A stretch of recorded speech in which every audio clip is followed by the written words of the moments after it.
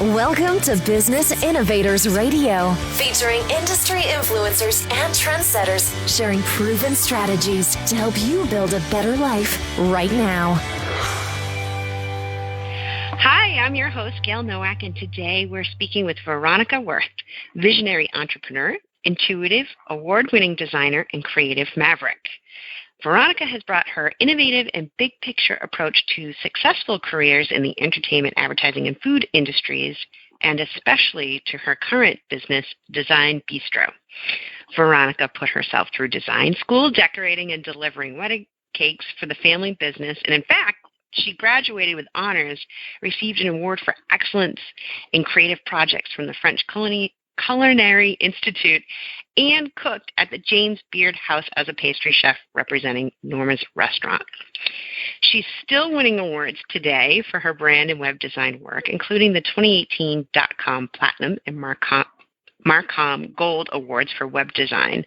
And before founding Design Bistro, Veronica taught yoga for 10 years and co-authored the groundbreaking book, Yoga for Equestrians. This year, Veronica was keynote speaker at Sustainable Success in Manhattan, appeared on the Soul Purpose Success podcast with Renee Lee, and will be an upcoming guest on Jamie Jensen's podcast. So I am super excited to welcome Veronica and talk with you today about vibrational branding. Welcome, Veronica. Welcome. Thank you. Thank you, Gail. You are so welcome. So why don't we start with talking a little bit about the big problem that you help your clients solve? Sure. I think really the main common thread that I found through all my work with my clients is that that their branding isn't always designed and positioned to be out in front of them, ahead of the curve. I find that most traditional branding approaches people kind of right where they are in that present moment, and with a little bit of room around that. But I've heard so many clients say, I just did a rebrand, and 6 months later, I'm already outgrowing it, outpacing it. And I really help them solve the problem of outgrowing their brand really fast, or it not being relevant in a short time, so that it's really designed to be designed to be positioned out in front of them, to actually help draw them forward and stay that way. What are some of the advantages of designing in that way and using that approach? A couple things. One is that it's the way that I work, and the way that I'm able to do that is that I really tap into a much deeper level than are normally accessed in a normal branding situation. Essentially, we work beneath the conscious mind. So I really get, first, because you can think your way through a great strategy, right? And you can have the best strategy possible, but it all comes from the logical mind, which is not a bad thing as part of the process. But what I've really found is that the key to getting that visionary aspect to somebody's brand is really getting beneath the surface of that logical mind. We really tap into what's going on a heart and soul level, and beyond that, what's going on at an energetic level. I mean, if anybody dabbled in quantum physics, we know all things are energy at the end of the day, and everything is energy before it becomes into the physical realm. So we can extend this to everything, including our business. And what I have found working with my clients is that when I bring really tap into that visioning aspect of their brand, we're really able to see what's being formed up on the energetic realm before it's even becoming physical. so we have now a window into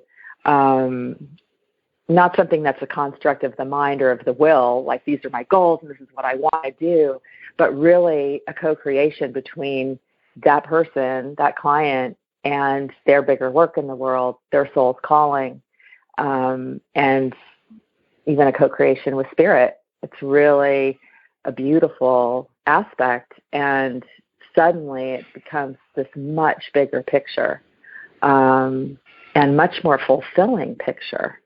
So. Yeah, as you were talking about that,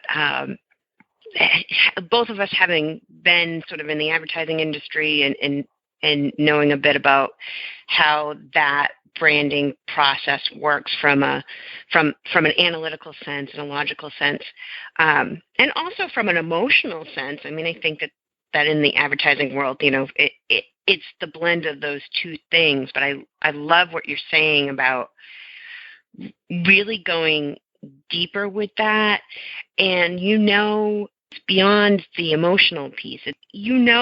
That a brand has what you're talking about because it feels different, right?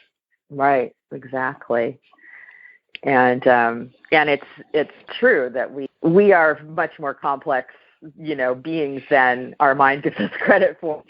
And we've all, I think, had an experience at some point or many points in our lives when we knew something, we had a hunch, our gut told us something, our body told us something, and we had no mental reasoning to back that up. But at some point realized that gut reaction was correct and absolutely right on point. And even though it took the mind a while to catch up to that accuracy, and it's that ability that we feel things, we sense things way before the brain has a chance to process information. And it's that factor that I really have worked hard to weave into my process, because I believe that's the most powerful and the most accurate, right? You want to, well, I won't get ahead of myself, but if you can spark people with that feeling, that gut hit, that sense, and have it be fully aligned with who you are and what you're creating in the world, like that means you're signaling the exact people that you need to and want to attract. Like those are the people that you're speaking to on that very gut level, very deep level. Yeah, and it's like this, we've talked about this before. I've had that experience of, just being so drawn and pulled in, and not being able to let it go. And to be able to have a brand that does that like people just can't stop thinking about it because they're so drawn to your brand and what you're representing, is very powerful. It really is, and I know you've relayed a couple experiences of your own to me, Gail, and on that, and I think your listeners or your audience too can, if they think a minute about a company or a brand that they just adore, and think about that for a minute. What is it really? I mean, you can go down the list of all the mental, kind of the mental list of all the qualities, but what's really, it's the feeling at the end of the day, because something can have all that fit all that criteria, that list of things, but if you don't feel it, that list means nothing. Yeah. Right? Yeah. And we talked about cars as an example of this a while back, and I went through this whole process recently in shopping for a car, and that's exactly what happened. I had my list of all the things that I wanted, and I kept trying these cars that had the things on paper. They ticked the boxes on the paper, but for whatever reason, I got behind the wheel of several different cars, and I walked away. It just wasn't the right thing until it was, and I knew. The instant it was the right thing, I knew this is my car. Yeah, and that's so it. And it overrides like everything, right? It overrides everything. Thankfully, it did have those other things, those other boxes ticked off. But it was just like, this is what I'm looking for, and that's what you're able to do for your clients too. Yeah. Yeah. That's awesome. So what are some of the common myths or misconceptions about tapping into your brand at that sort of energetic and soul level? Gosh, I think one might be, and honestly, I even struggled with this in myself when I was really kind of quote unquote coming out of the spiritual or the woo closet, in my business, and questioning, is this really valid? Are these softer, and again, I'm doing air quotes, are these softer qualities really valid? Do they really make a difference? Do they really matter? That's, we question, understandably, especially because our culture values facts and, analytics and all that so highly, and has historically not valued softer skills as much. I believe that's changing now, but I think our mind wants to doubt. So I find that's a myth that people don't commonly place as much validity or importance on, like the vibration of your brand or the vision that you have, the more the deeper vision that you have, your soul's vision that you have for your work, and also just sort of the overlap of personal, who you are as a person, your personal brand, and the business that you run. Again, kind of old construct of keeping that separate. And I really believe we're most powerful when those two things are blended. And so I think that's kind of one of the things too. There's a hesitation sometimes I find with people to really bring that deeper side into their business. It can feel a little scary at times, because it asks you to be more vulnerable at times, and people worry about how they might appear or come off to perhaps an audience that isn't quite, I'm not sure what I want to say there, but quite ready for that information or that depth of information. But how do you sort of break through that fear? Because I think that the rewards really do outweigh the risks if you can get past the fear. Yeah, definitely. Well, I mean, it just in the most basic way, it's just instilling trust in the people that I work with, and working with the right people. Mm-hmm. Not everybody's ready for this kind of work, and not everybody's business calls for this kind of work necessarily. Mm-hmm. I think I believe every business could benefit from this kind of work and this kind of approach. But people, I really work with people, intentionally work with business owners who are visionary and who work with their clients in a way that is on a deeper level. And because of that, need to tap into this kind of level of understanding. And it is important to distinguish themselves this way. And so I can speak that language and help them and hopefully instill trust in them that I can help guide them on this journey. I love that. So can you share an example of how you've helped the client kind of through the process and help them create a brand that's representative of where they're going? Yeah. Well, a couple examples.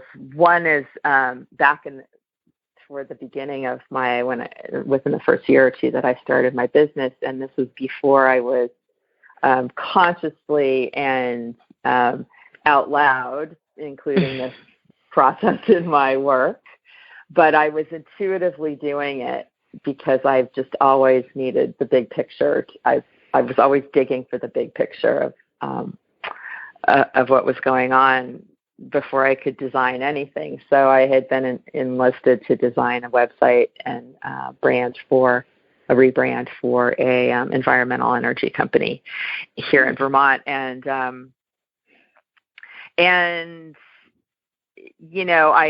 they had told me what they wanted, and so I did several approaches based on what they wanted, and I was still getting my feet, securely rooted. So I was, and this is a fairly big company, so I was a little scared, a little intimidated. I wanted to do a good job, and so I did all the comps, the approaches I did based on what they had asked for, what their board was asking for, and I just threw in one because in my mind's eye, I thought, but I kept thinking, but they're capable of so much more, and this is where I see them going. So I just did one wild card comp, one wild card approach, and I just threw it in. I thought they'll never go for it, but it was really what I saw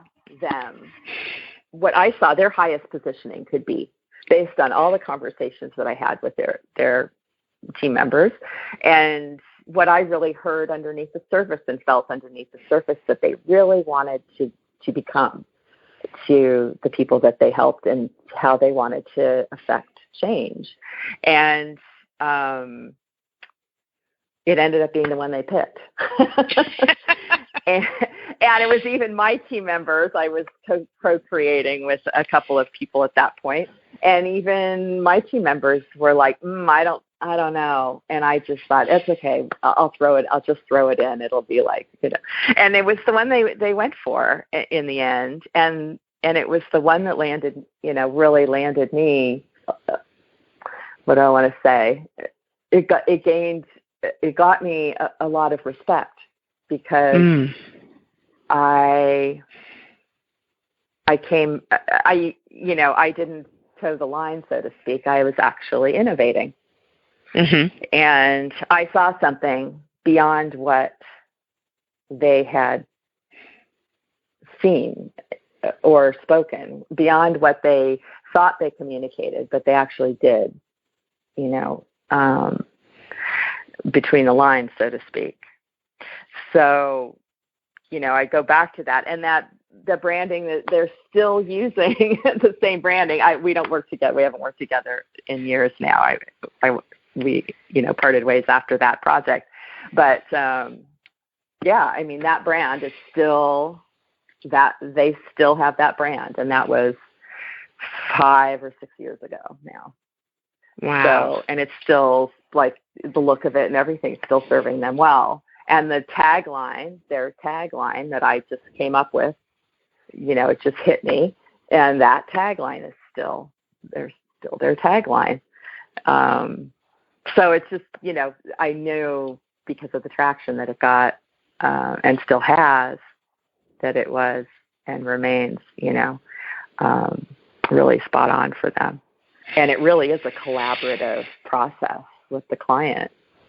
And you go in with direction, but you really have to be able to trust one another, trust the process, and be open to letting these things kind of catalyze and spark and go down different roads, even if it sounds a little weird at first, and explore. And then suddenly you kind of both know, and you've locked on to that bigger thing. And then everything else seems to click, I think. So, yeah. So what would you say?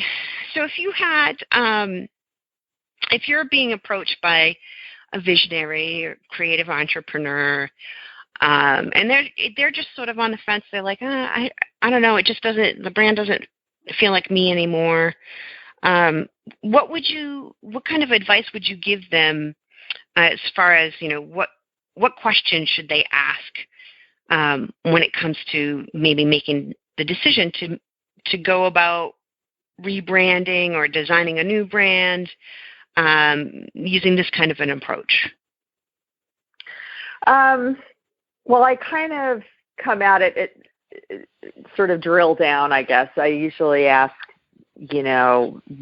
start with very basic. What's working and what's not? What's working about your brand and what's not working right now? Mm-hmm. And then how does it feel? What feels good about your brand, if anything, right now? And what doesn't feel? Like starting to go from the first what you think and then into how does it fit with your body? Like, how does it feel to you? What's the feeling you get? What aligns? What doesn't?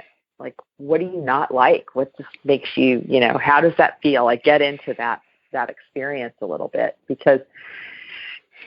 and I try to, express too that if they're feeling it, their website visitors, their potential clients are very likely also feeling very similar things.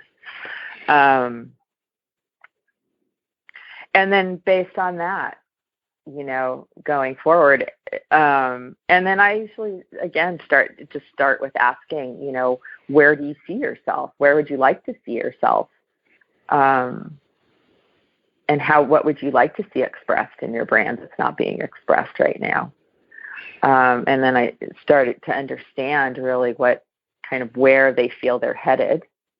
And that usually leaves a lot of, gives a lot of breadcrumbs, if you will, and signals of kind of what's the potential there. Are they really ready for a rebrand? Not always, but usually by the time people are wanting to have a conversation, they're pretty ready they know something needs to change, even if they don't know exactly what it is. And then the other question is just how important is it to you? Like, what are you, again, weighing? Like, what's the cost of staying where you are in your brand? Because, because sometimes I try to get people present to how important is it to go forward with this, and how important is it to you and your business to do it in this way. Because let's face it, there are plenty of options out there. You could DIY yourself a Squarespace site, in a day for very minimal cost. So why do you need me? So I really want I want to serve the people I work with, in a way that is best for them. So if it's not, if you're either not at that point yet where it's really valuable to you to have this kind of insight and a brand that really, really resonates deeply with you and your potential clients, then I may not be the person for you. This may not be the depth that you want to go. Right. So it's just getting them clear on that. And I'm really there in an active service to help somebody get clear. I have no interest in pulling somebody in to work with me if, just to have the job. That's no fun for anyone.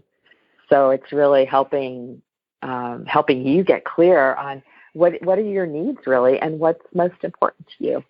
And if we align, then, I'm thrilled to help you and support you on that journey. But I think it's just really, as much as I can, just bringing awareness to those different aspects and getting people in touch, I think, with the feeling, how they're really feeling and how maybe it could feel, and what would that be like? Is that somewhere you want to go? Is that something that's important to you? And if those are yes, then going forward from there. Yeah. Absolutely. So you have some really interesting experiences, work experiences. It's pretty varied, and I love that it's as varied as it is, because I imagine that there's a lot of that is informing what you're doing today. But what inspired you to become the creative maverick that you are today, and to sort of leave some of those previous work experiences behind, and yet continue that creative thread into what you're doing today and what you're doing going forward? Gosh, I don't know if there was ever actually a particular moment in life that catalyzed that, but I just have always been highly creative, and I've always been, as I think it's Marie Forleo that coined the phrase multi-passionate entrepreneur.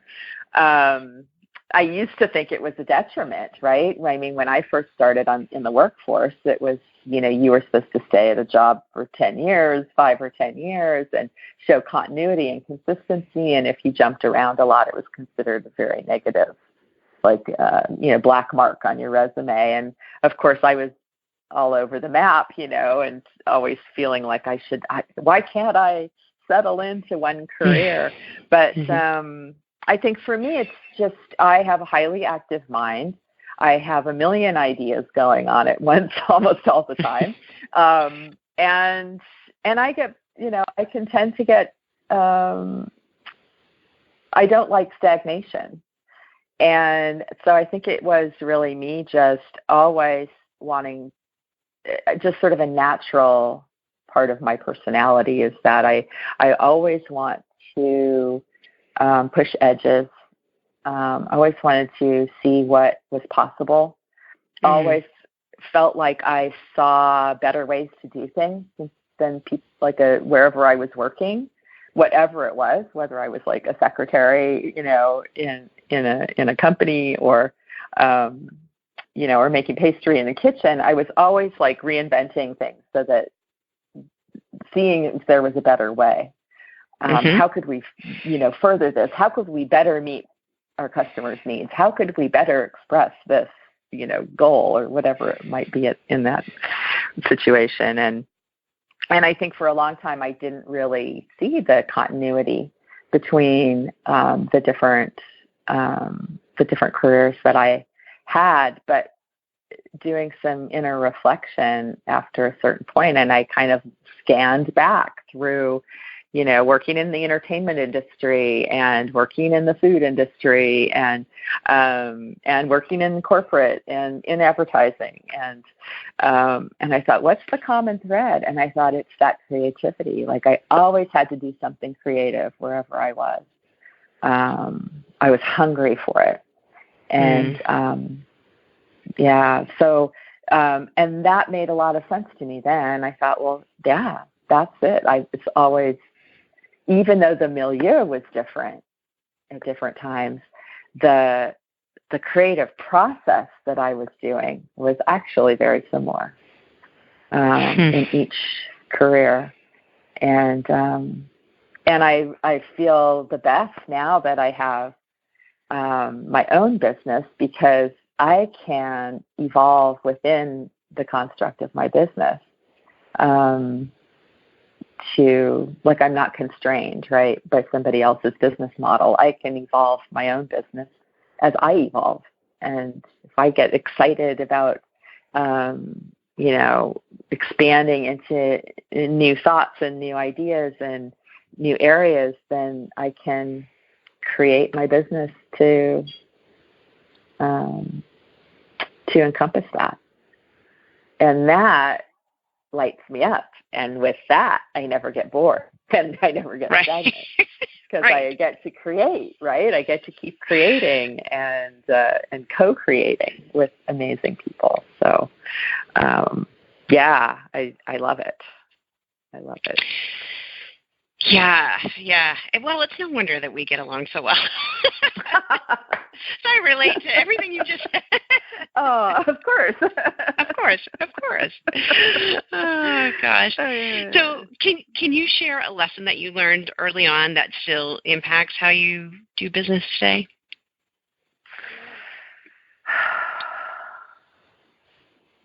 I actually go back to my youth, and I had my godparents were very, very influential in my life and my upbringing, and mostly in the area of probably in the focus of that was probably food and wine and the pleasures of the table, I guess.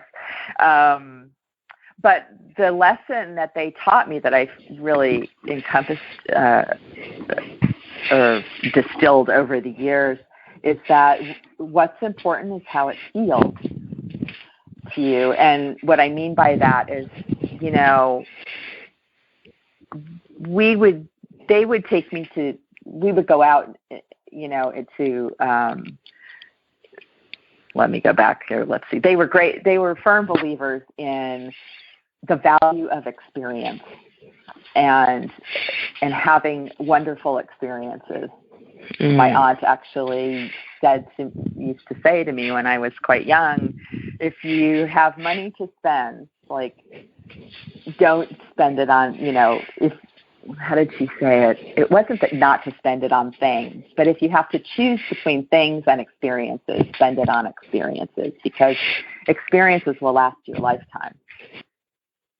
But they never did anything because, like, we went to beautiful, amazing restaurants and things like the symphony and the opera, but we didn't go because it was the hoity-toity thing to do, because other people were doing it, because they cared about what people thought or how they looked or anything. They did it because they loved it, and they thoroughly enjoyed it, and it brought them joy and made them feel fabulous. It was like how fun it was for a night out, right? Put on your nice clothes, and, you know, we would all go out together, and it would be an event, right? We would, like, just for instance, my uncle would make reservations. We would go to see the Nutcracker around Christmas. They'd say they were not rich people, but they would save their money for special occasions like this. They would save it up so that we could go and have an exceptional experience.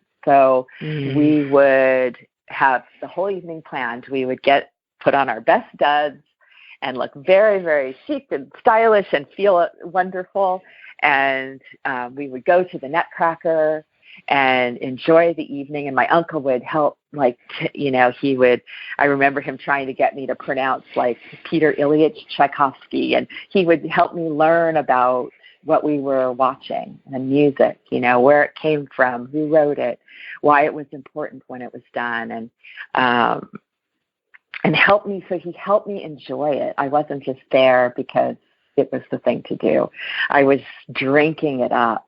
And then we would he would research and find this wonderful restaurant that he had heard about the chef. And so we would go after for a late dinner to this amazing place. And he would always end up, somehow at the end of the night, the chef would be at the table talking to my uncle. And, you know, we would be sharing drinks around the table, having closed down the restaurant because we were having such great conversation with the owners or with the kitchen staff, or, you know, and it was because he had this curiosity and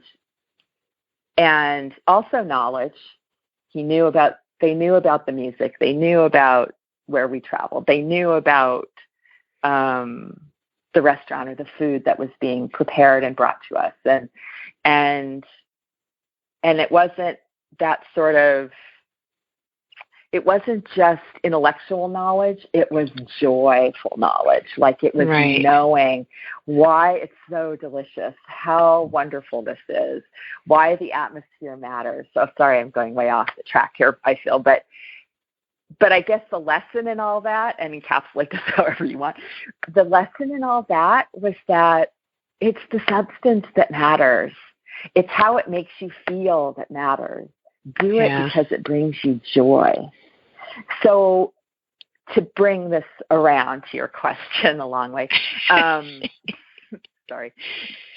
Don't apologize, because it's awesome. I totally get it. So it's funny, and it's that I haven't relayed these stories to anyone in ages. So I guess that really got instilled in me at a very young age, this delight, this deep, like, joy of spirit around, and kind of adventure, too. You mentioned adventure earlier, and it was just, like, those are some of the most fun memories I have in my lifetime of times like that with them and my mom. And So I think it's really that has come forward with me through everything I've done, because I guess in some way I'm always trying to share that with the people I work with. And I remember when I was in the food industry, I was always trying to create that kind of joy and adventure and excitement and delight for the people that I was cooking for, even if I never met them face to face.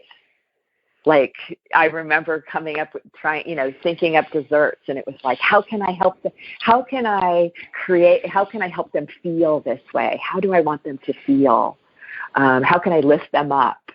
So it just translates again, like, into what I do now with the branding. It's like, how can I translate this into feeling? How can I elevate this to a point? It's not good enough it's not enough if it just looks great or answers all the questions or meets all the criteria. It's like, how does it feel? And I have a huge smile on my face right now as I talk about this, because it's like, I want you to experience that joy, right? So through whatever's created, like, I want it to be laced with that. How can I help you create that? How can I help you create that for your clients? How can someone find out more about you and Design Bistro and your soulful brand and evolvative branding methods? Well, probably the easiest way right now is to go to my website, which is design-bistro.com. And I think for this too, you can email me directly at veronica@designbistro.com. Until next time, remember, be your best story and share your positive news now. Thanks for listening to Business Innovators Radio. To hear all episodes featuring leading industry influencers and trendsetters, visit us online at businessinnovatorsradio.com today.